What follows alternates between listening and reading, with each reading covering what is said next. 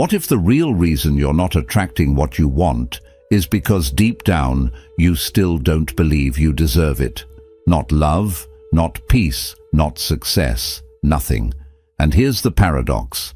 The moment you stop chasing and start loving yourself fully, that's when everything begins to flow towards you. You, yourself, as much as anyone in the entire universe, deserve your love and affection.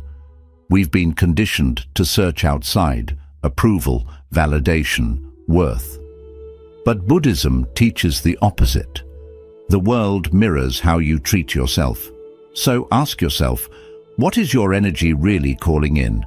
Is it desperation or quiet self-respect? In this video, we'll unravel powerful Buddhist lessons that reveal how deep self-love transforms your reality. And there's a bonus spiritual insight at the end, a truth most never realize, but it changes everything when you do. Before we begin with number 1, subscribe to Buddha's Eternal Wisdom, where every video is a doorway to calm, clarity, and timeless Buddhist insight you won't find anywhere else. Let's begin. 1. Chasing is the shadow of self-doubt. Why does everything seem to run when you chase it? Why do the things you desire, love, success, peace, seem to drift further the harder you pursue them? In Buddhism, we say, the one who chases the world forgets the stillness that moves it. There is a quiet truth buried here, a truth that whispers. When your heart is restless, life becomes elusive. Imagine a bird in your open palm. If you grasp for it with panic, it flies away. But if you stay still, calm, centered, it may choose to rest upon you. This is the nature of all things we desire. The more we chase them from a place of lack, the more they sense the fear beneath our reaching. And fear, even when disguised as ambition, repels. Not because the universe is cruel, but because it mirrors the state of your soul. You've been taught that if you want something, run after it. Work harder, do more, chase faster. But Buddhism teaches another path. Stillness. Not passivity, but conscious presence. When you love yourself deeply, the chasing ends. You stop begging life to give you proof of your worth. You become the proof. And in that stillness, things begin to come to you. Not because you forced them, but because you stopped resisting yourself. Close your eyes, breathe slowly. Visualize your desires, not as mountains you must climb, but as petals on still water. Watch them drift toward you as you remain grounded, anchored in self-love. When the waters of your mind are still, even the moon reflects clearly. Perhaps what you are chasing is not what you need. Perhaps it's the part of you that feels unworthy, that needs your attention, not the outcome. So ask yourself gently, what are you chasing that may be trying to escape your desperation? And deeper still, can you sit with the part of you that feels unworthy? Can you simply hold it with compassion? Buddhism teaches that suffering arises not from not having, but from clinging. From believing you must earn what you already deserve. But when you begin to love yourself, not for who you might become, but for who you are right now, peace arises, and peace is magnetic. It pulls the right people, the right moments, the right opportunities into your life without struggle. The irony is, the moment you stop chasing, you begin attracting. Why? Because the universe responds not to your desperation, but to your vibration. And the vibration of self-love is powerful. It doesn't need to demand, it simply allows. The more you return to yourself, the more the world turns toward you. Remember this, you are not empty. You are the space everything is trying to enter. When you love yourself enough, the world no longer needs to fill your void. It begins to meet your fullness. We'd love to hear your thoughts. If you're not sure what to say, just type, "My self-worth attracts more." Wholeness attracts, wounds repel. What if the world never gives you what you long for? but always gives you what you deeply believe you deserve. Not in punishment, but in reflection. In Buddhism, we do not chase outcomes, we study causes. And the truest cause of what you attract is the energy you carry within. There is a quiet law at work. Wholeness attracts, wounds repel. Not because you are broken, but because unhealed energy distorts what you call in. Imagine a bowl with cracks. You can pour water into it endlessly, but the fullness never lasts.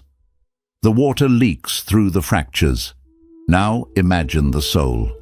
You can gather people, possessions, even praise.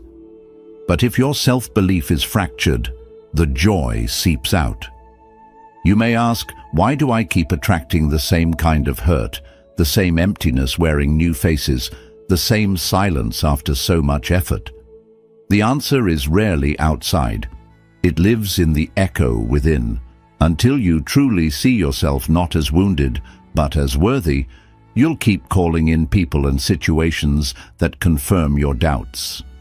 Pause for a moment. Take a deep breath. Visualize your inner being like a broken bowl. Now imagine golden light pouring into its cracks, sealing them, not with shame, but with sacred beauty. In Japanese art, they call this kintsugi, repairing broken pottery with gold. Not to hide the damage, but to honor it. Your pain is not your failure. It is your path. And when you love your cracks, they begin to glow. So ask yourself, are you trying to manifest from pain or peace? Because the universe listens to your energy, not your words.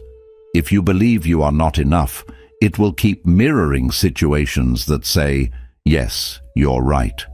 But if you begin, even softly, to hold yourself as enough, your entire reality begins to shift. Not overnight, but steadily, like sunlight melting morning mist. The Buddha said, you yourself, as much as anybody in the entire universe, deserve your love and affection. This is not sentiment, it is strategy. Love becomes your power, not because it changes others, but because it transforms what you allow, what you expect, what you call in. Let your energy whisper peace. Let your presence say, I no longer beg, I welcome. The world does not respond to longing, it responds to wholeness. And you are allowed to begin healing here, now, just as you are. You are not too broken to attract beauty. You are already beautiful, waiting to believe it. The universe does not test your worth. It reflects it. So the moment you begin to love yourself enough, everything begins to change. Stillness creates magnetic power. Why does silence attract more truth than shouting ever will? In the stillness, something ancient awakens.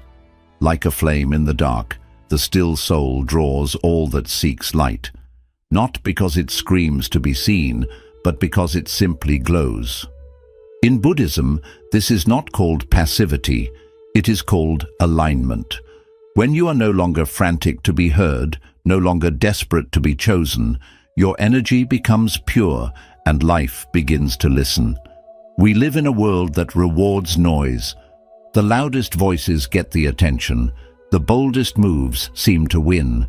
But deep beneath the surface, the universe responds not to noise, but to vibration, to clarity.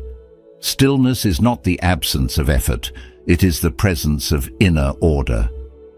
When your being is aligned, when your thoughts stop racing, when your heart ceases to grasp, you become magnetic, not because you try, but because you are finally in harmony with the rhythm of things. Close your eyes now. Feel your breath move in and out like ripples on a still lake. There's nothing to fix, no need to prove, just be. And in that being, a power rises. The kind of power that doesn't need to chase because it knows what it brings. The kind of power that doesn't need to explain itself to be felt. Many people ask, why do I feel unheard, unseen, unnoticed, despite all my efforts? The answer often lies not in what you're doing, but in why you're doing it. Where in your life are you loud because you're afraid of being ignored? That noise, however subtle, often masks the fear of unworthiness. But here's the deeper question. What would happen if you trusted your presence more than your performance? When a flower blooms in silence, bees still find it. When a mountain stands still, the clouds move around it. Stillness is not the absence of power, it is the highest expression of it. Because when you are still, your energy speaks. And in that pure vibration, the right people come, the right moments arrive. The universe leans in because stillness signals trust. You do not need to shout to be understood. You do not need to beg to be loved. You only need to return to the calm within you, the calm that remembers its worth. That calm is your truest signal, your most honest magnet. And when you let go of the frantic need to perform, you become luminous in a way no performance could ever create. So remember, stillness does not make you invisible. It makes you undeniable. When you love yourself enough to be still, the world cannot help but feel you. Detachment is the highest form of faith. Can you want something deeply and still be at peace without it? This is the heart of detachment, not the cold denial of desire, but the warm trust that what is meant for you will find its way. In Buddhist wisdom, detachment is not rejection. It is reverence. It is the quiet understanding that life moves best when it flows, not when it's forced. We often hold our desires so tightly that we strangle them. We grip onto relationships, outcomes, timelines, thinking our control will secure them. But the tighter you hold, the more life resists. A tight grip suffocates, not because the dream is wrong, but because fear has replaced trust. And where fear leads, peace cannot follow. Close your eyes. Imagine your desire as a butterfly resting on your palm. You're tempted to close your fingers, to trap it, to keep it near. But you don't. You breathe. You stay open. And if it flies away, you allow it. Not because you don't care, but because you trust. You trust that what is meant for you cannot be kept away by time or people or even distance. You trust the deeper current beneath life's surface. Detachment is the highest form of faith. It says, I have planted the seed. Now I will not dig it up every day to check if it's growing. It's the wisdom to know when to act and when to surrender. Because surrender is not giving up. It's giving space. Ask yourself gently, what are you holding so tightly it can't breathe? Perhaps it's a person, a plan, or the image of who you think you must become. Can you release the need to control the outcome? Can you love without clinging? Can you strive without suffering? The Buddha taught, you only lose what you cling to. It's not the letting go that causes pain, it's the resistance. And when you begin to soften your grip, something beautiful happens. Peace enters, energy clears, life can move freely again. This doesn't mean you stop caring. It means you care enough to let things grow on their own. It means your faith is stronger than your fear. And that's when the universe responds, not to your grasping, but to your grace. You are allowed to want beautiful things, but love yourself enough to not make your happiness depend on them. Let your joy be rooted in presence, not possession.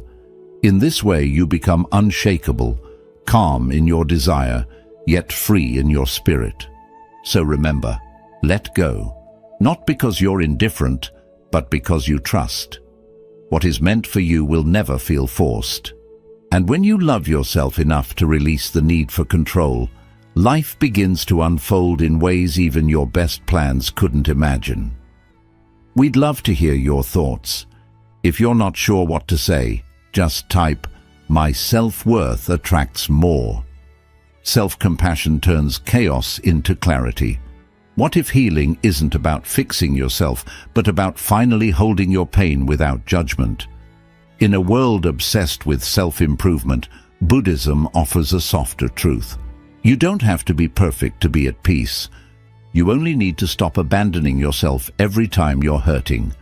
Peace, it is said, is not born from the absence of pain, but from the presence of love in pain.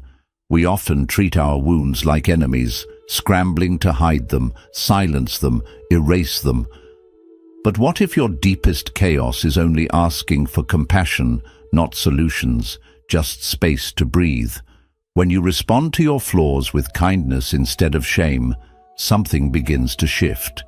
You soften, you become safe to yourself, and that safety becomes a quiet light the world responds to. Place your hand on your heart for a moment, feel its warmth, repeat inwardly, "Even this deserves my love." Even the regret, even the fear, even the part of you you wish would disappear, all of it held in the embrace of your own presence. This is not weakness, it is spiritual strength. Because self-compassion is not passive, it's how you reclaim power from inner violence. Many carry an invisible war within, a voice that criticizes, shames, and belittles, and we wonder why peace feels so far away. But the Buddha taught, hatred does not cease by hatred, but by love alone. That includes self-hatred. So ask yourself now, with honesty, where are you still bullying your inner child? Is it the voice that says you're never enough, or the one that punishes you for not being healed already? And then ask, what would change if you offered your pain understanding instead of rejection?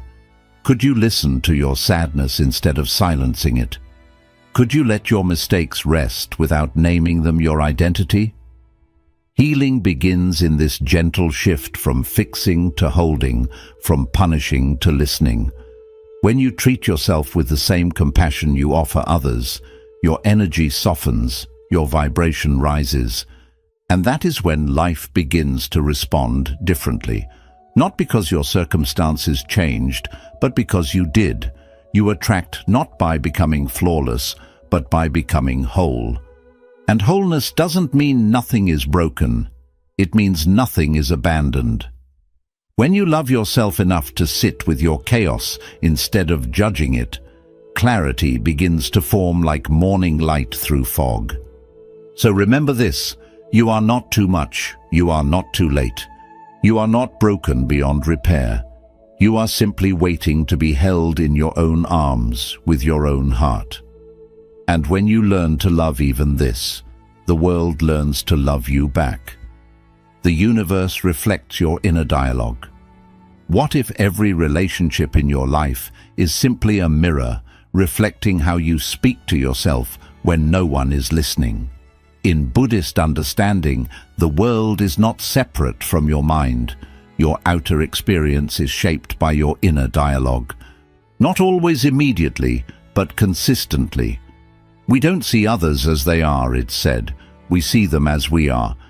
And if you look closely, you'll notice what you tolerate within, you tend to tolerate without.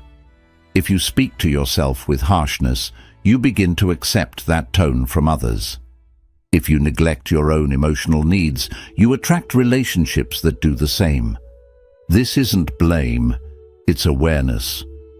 When you begin to love yourself truly and quietly, you raise the energetic standard for everything in your life. Your self-regard becomes the foundation, and the universe builds from there. Imagine standing beside a calm body of water. Look into it and see your reflection. Not your face, but your voice. What are you saying to yourself when you're alone? Are you encouraging? Or are you tearing down your own spirit before anyone else has the chance? How am I speaking to myself when no one is listening? Ask that, because the universe is always listening. There is a truth here, soft but powerful. Self-love sets the energetic minimum for how others treat you. When you respect your boundaries, others begin to do the same. When you speak kindly to your inner world, your outer world begins to mirror it. And if it doesn't, if someone continues to offer less than what you now give yourself, you will know how to walk away, not in anger, in alignment.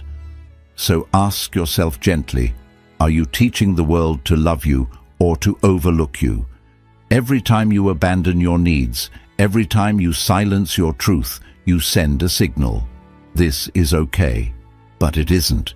You deserve to be treated with the same care you wish to offer, and it starts with you. And now, another question. If someone treated you the way you treat yourself, would you stay? Sit with that. Let it echo. If the answer brings discomfort, that is your starting point. Not to judge, but to begin a new kind of relationship with your own heart. You don't attract what you want. You attract what you believe you are worthy of. So speak to yourself with love.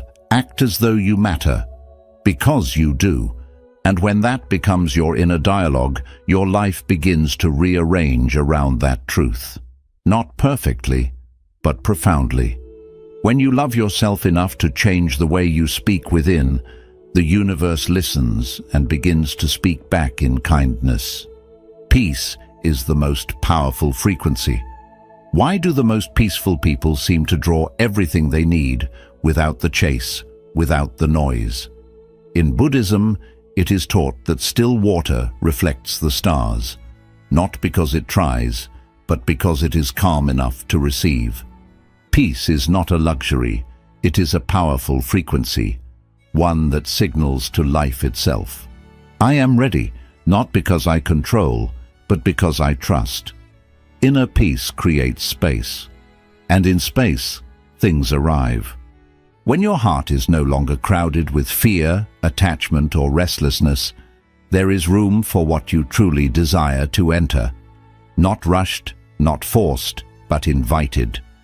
Peace becomes the gate through which all blessings flow, not because you chase them, but because you are aligned with their arrival. Take a breath. Imagine yourself sitting in a quiet forest, the air still, the wind gentle. You are not striving. You are not proving.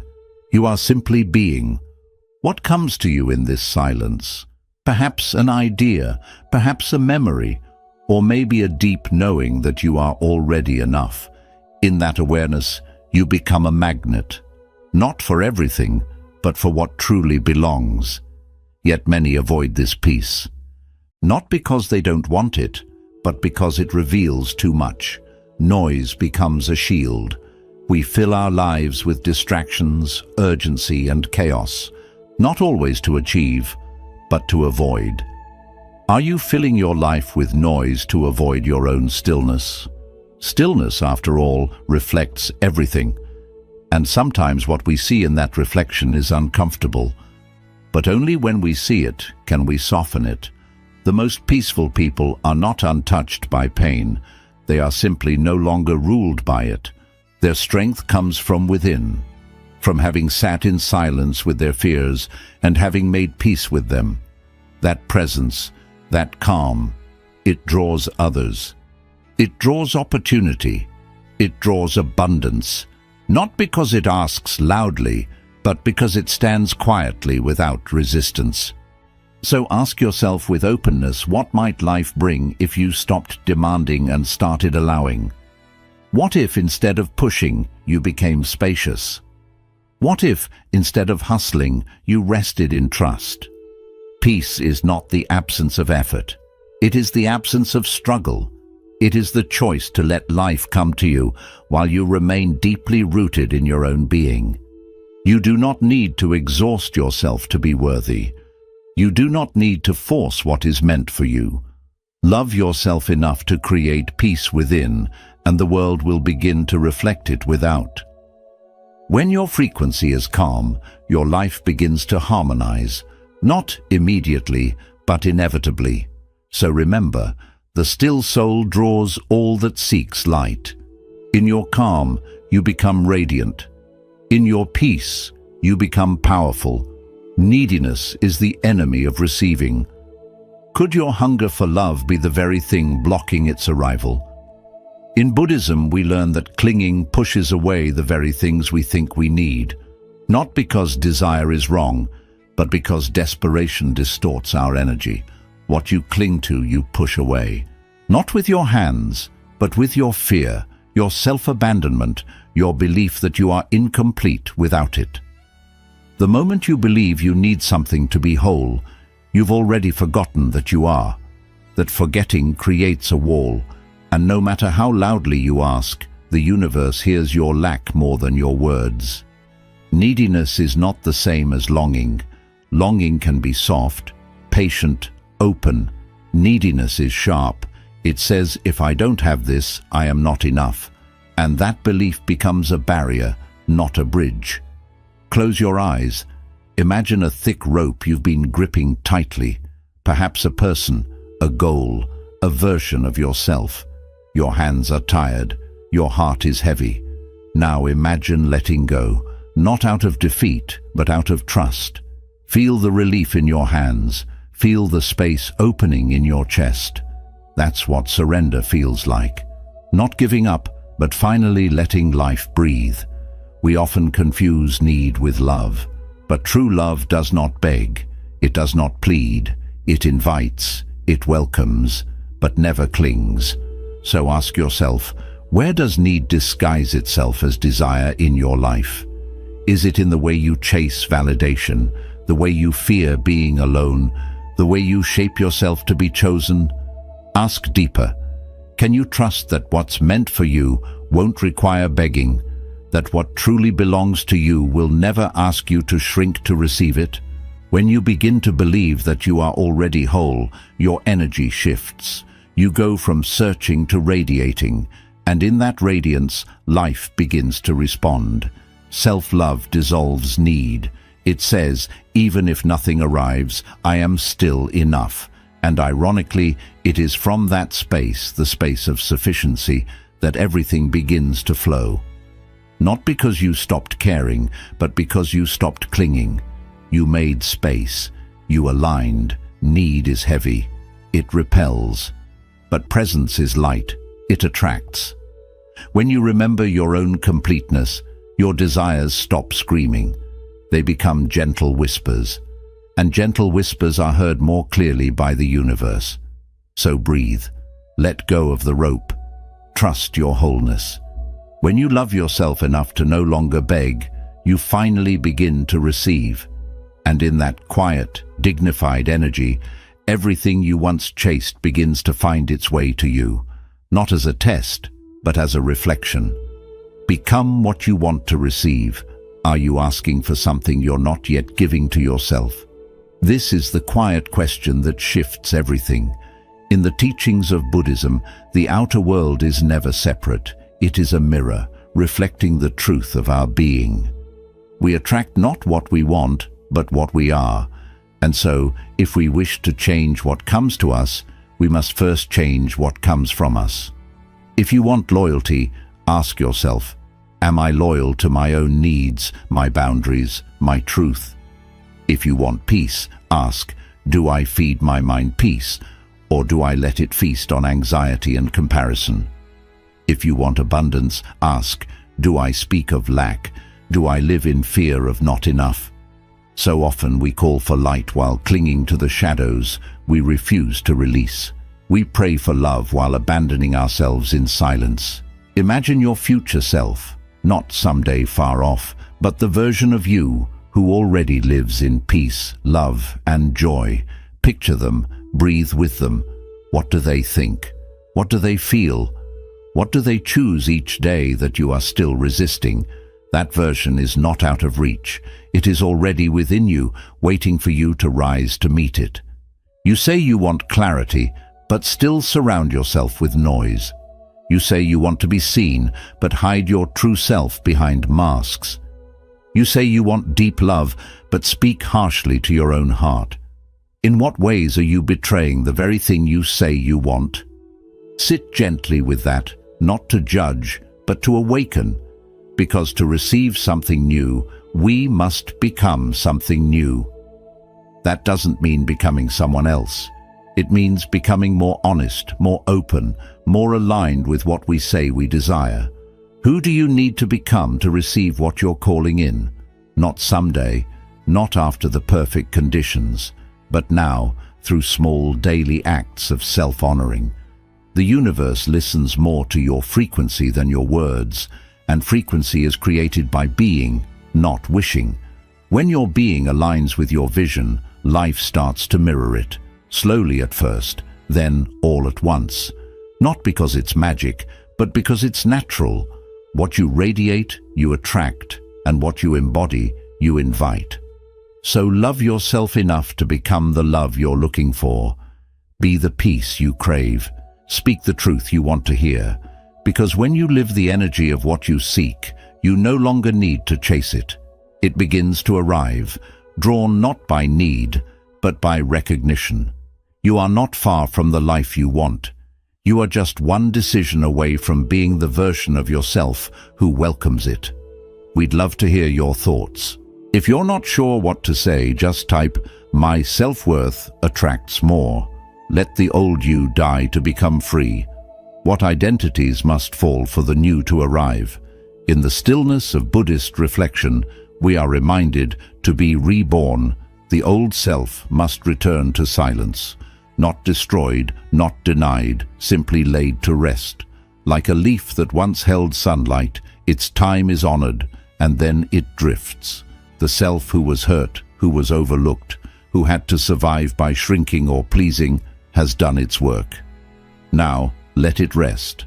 There is a deeper self waiting beneath the ashes, one not born from defense or fear, but from truth. But to reach that self, we must be willing to die, not in body, but in identity. The one who constantly apologized, the one who felt unworthy, the one who chased love to feel seen. These are not who you are. They are who you learned to be in a world that forgot your light. Close your eyes. Imagine yourself shedding an old skin. Feel it fall away, not with struggle, but with grace. And now, picture your bare feet stepping into a new morning. The light touches your face. The air is soft. You feel no urgency, only a quiet remembering. You were never the pain. You were never the label. You were never the story. You are what remains when the story ends. So ask yourself with tenderness, what stories about yourself are you still clinging to? Are you still defining yourself by who left you, by what you failed, by how long it took you to heal? Those stories may have been true once, but you are allowed to outgrow them. The past is not a prison unless you carry the key in your own pocket. And then ask, who are you without the pain? Not empty, but vast. Not unfinished, but unfolding. This is where your power returns, not by clinging to who you were, but by meeting who you're becoming. You don't need to abandon your past. You only need to stop living through it. In Buddhism, death is never an end. It is a return, a cycle, a transformation. And this inner death, the letting go of false identities, is the most sacred kind. Because through it, you begin to live from your essence, not your fear. From your presence, not your pattern. So let the old you die. Let the version of you that had to fight for love rest. Let the one who kept proving their worth be still. You are not here to survive your past. You are here to embody your freedom. And when you love yourself enough to release what you no longer are, you become a vessel for what you've always been. Whole, unshaken, free. True power is quiet confidence. There is a kind of power that does not shout. It does not demand attention. It simply is. In the way the bamboo stands, quiet, flexible, unshaken, you can feel its strength, not from its volume, but from its depth. This is the way of true power. Silent, steady, rooted. In a world addicted to noise, self-love becomes an act of rebellion when it is silent. When it no longer needs to prove anything because it already knows its worth. You don't need to announce your value when you're anchored in it. You don't need to chase love when you are love. Quiet confidence is the frequency of those who have returned to themselves. It's the presence of someone who has nothing to prove and everything to offer. And this presence, it speaks louder than words ever could. So many people spend their lives performing worth, trying to earn it, trying to convince others to see it. But when you love yourself deeply, you stop performing and start embodying. You don't move through life looking for applause. You become the silence that commands the room, not with ego, but with essence. Close your eyes. Visualize yourself as a tree, tall, grounded, alive. Feel the wind brush against you. It bends you, but it does not break you. That is what inner strength feels like. Not rigidity, but rootedness. Not dominance, but dignity. Your presence becomes your proof. Your stillness becomes your magnetism. So I ask you now, where in your life are you still performing your worth? In your relationships, in your work, on social media? And what would happen if you stopped? If you simply allowed yourself to be enough as you are in this breath, without the performance? And here's the deeper question. Can you let your energy speak louder than your words? Can you trust that how you carry yourself matters more than what you say? Because people may forget your voice, but they will never forget how they felt in your presence. Buddhist wisdom reminds us the strongest people are often the quietest. Not because they are weak, but because they are complete. Their self-respect whispers where ego used to scream. Their compassion replaces control. Their silence becomes sacred. So breathe into your stillness. Stand in your quiet confidence. Let the world feel your worth without you ever needing to explain it. And remember this: releasing desperation creates space for blessings to come in. Become what you wish to receive. Your energy should align with your desires. If you want love, be love. If you seek abundance, live with that energy. You don't attract what you want, you attract what you already are inside. Let go of your old self to find true freedom. Your past roles, pain, and stories need to be released for real change to happen. The version of you that helped you survive isn't the one that leads your spiritual awakening. Freedom comes through letting go, not adding more. True strength is quiet. Real confidence doesn't shout. When you know your worth, you stop needing approval from outside. Silent confidence grows from inner balance, not from outer display. Love yourself the way the universe loves you. You are already enough, even with your imperfections. Self-love isn't something you have to earn, it's something you remember. The universe is always showing you how sacred you already are. When you begin to love yourself completely, not just the bright parts, but also the ones you've hidden or judged, something powerful begins to shift. You stop running after love, approval, or peace because you realize you're the source of them all. The outside world no longer feels like a place where you need to prove yourself. Instead, it turns into a reflection of your inner calm. This isn't selfishness, it's self-remembrance. It's the spiritual act of returning to your true nature, free from fear, unchained from your past, and not dependent on outside approval. From this inner clarity, you start to attract gently, without force, through quiet harmony. When the mind is clear, joy follows like a shadow that never leaves. If this message brought you peace or touched something within, give it a like, share it with someone who may need it. Comment below what self-love means to you, and subscribe to Deep Wisdom for more Buddhist insights on healing, calm, and inner growth. What's one simple way you'll show yourself unconditional love? Starting today. The deepest rivers make the least noise, yet they carry the greatest power. When you love yourself enough to stop proving, you start attracting, not because you seek attention, but because your energy speaks for itself. That is the essence of real power. A bonus lesson: love yourself as the universe does. What if life already loves you exactly as you are? Not someday, not when you've healed, not when you've achieved something, but right now, in this very breath. In Buddhist teaching, beneath all illusions, there exists something untouched by fear, shame, or imperfection. It's called Buddha nature. It isn't something you earn, it's something you remember. And it means this: you are not broken, you are becoming. We spend so much of life trying to make ourselves worthy. We chase success, validation, and perfection, believing that one day, once we've finally fixed ourselves, we'll deserve peace. But what if there's nothing to fix? What if healing isn't about becoming better, but becoming softer toward what already lives inside you? Buddhism reminds us that even in your darkest hour, your true nature stays untouched, like the sun behind clouds, hidden but never gone. When you start to love yourself through that lens, life stops feeling like a problem to solve. It becomes a dance to join. You no longer struggle to belong because you realize you already do. Close your eyes for a moment.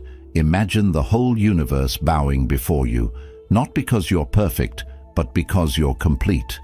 The stars never ask you to earn your light. The trees never doubt your worth. Nature honors you simply for existing. Can you give yourself that same care? Ask yourself gently, can you offer the same respect to your own heart that you hope to receive from others? When you look in the mirror, can you notice not the flaws, but the light still shining there?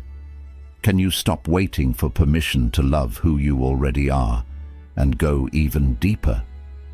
What if you truly believed nothing was missing in you? How would you act? How would you speak to yourself? How would you live each day, not from emptiness, but from quiet wholeness? When you love yourself as the universe does, you stop chasing things that only echo your emptiness. You start to attract moments that honor your completeness. You stop needing to be fixed, saved, or changed, and simply begin to be glowing, present, enough. This kind of love changes everything, not by force, but through remembering. Love yourself enough to bow to your own soul. Love yourself enough to stop apologizing for who you are. Because when you live aligned with your true self, the universe doesn't resist. It welcomes you, it reflects you, it moves with you. And suddenly, all you were waiting for begins to appear, not as a reward, but as recognition. Quick recap of the lessons. Chasing comes from self-doubt. The more you chase love, success, or approval, the more you tell life you feel unworthy.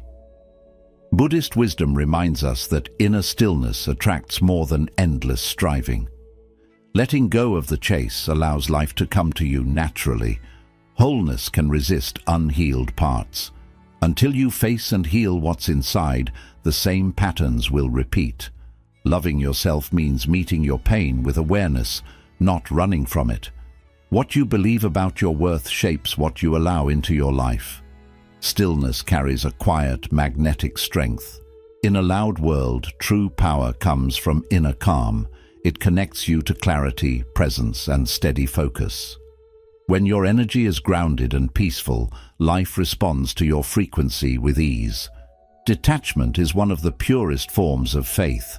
Wanting is human, but needing creates suffering. Detachment means trusting that what's meant for you will come and stay naturally.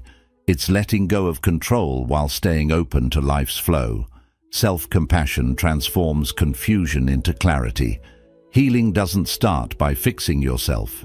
It begins by accepting yourself. When you meet your inner pain with kindness, clarity naturally rises.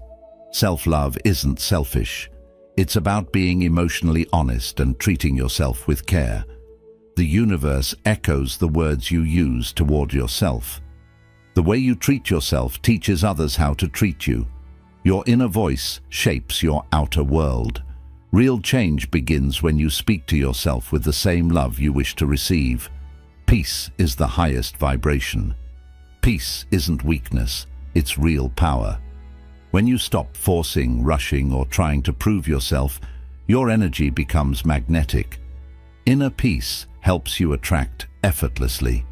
Neediness blocks receiving. When you believe you need something to feel complete, you unknowingly push it away. True receiving begins when you already feel whole inside.